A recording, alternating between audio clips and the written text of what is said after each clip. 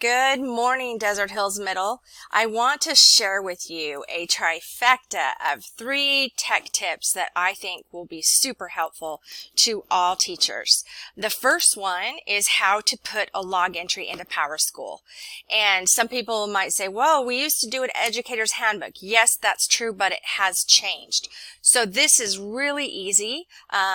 One thing you also might be asking is, when would you use this? And I would use this anytime that you have a conversation with a student that you want to document.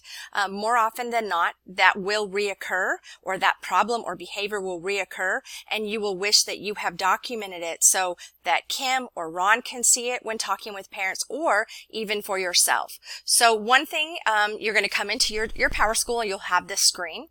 Then you'll click on the little backpack right here. Once you've clicked on the backpack, you'll see that the students will come up here on the left-hand side. You guys will have a longer list. So let's click on a student here, and then we're going to come over here to this little caret. Okay? When you pull it down, if you scroll all the way to the bottom, it'll say Submit Log Entry, and you're going to say New. Okay? Once you submit a new one, it'll have the date, and you can change that if you forget to put one in and it was the day prior. And you can say it's either minor, so maybe he's not working in class or disruptive, or maybe he swore at a student and you want to make sure that the office sees this. So you're going to put discipline office, or then the other thing you might do is put down what they were doing. So were they intimidating? Were they bullying? Were they cheating? And then you'll also select what class it was in. So mine's right here. And then I'm just going to type a short message. Talon was caught cheating in class on a test. Talked with him, and I might put first offense. So I know this. Also, when you go down here, you can put a location. You can put an arrangement, maybe where it took place, before or after school.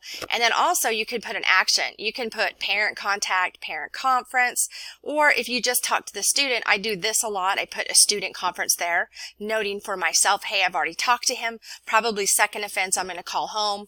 And then you click submit.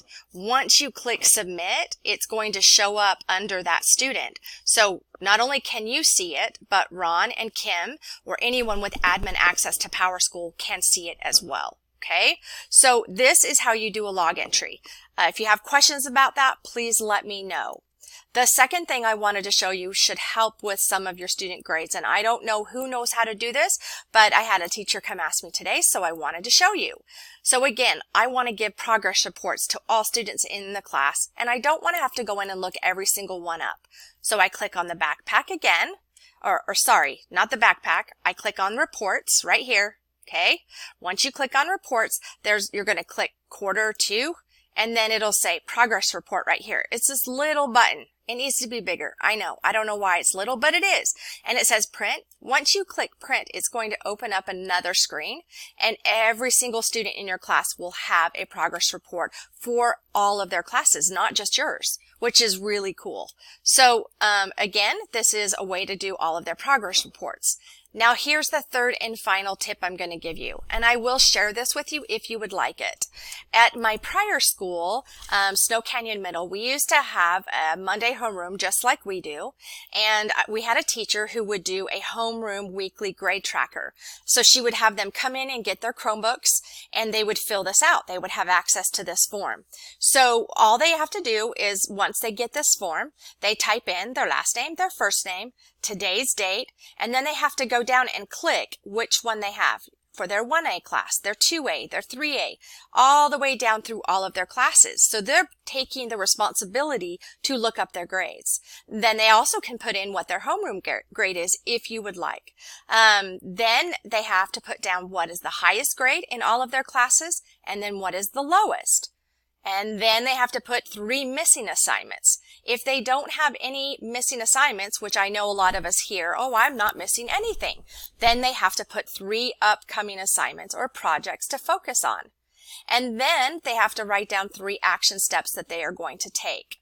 The follow-up question would be for the next week, and that's kind of a review that says, did you complete your action steps from your goals last week?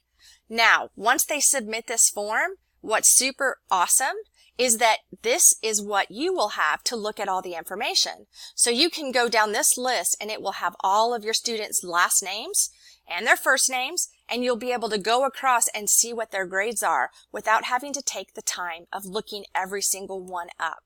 It is awesome. So I will share this with you. I'm going to share the form. Okay, and once I share this form with you, please make a copy.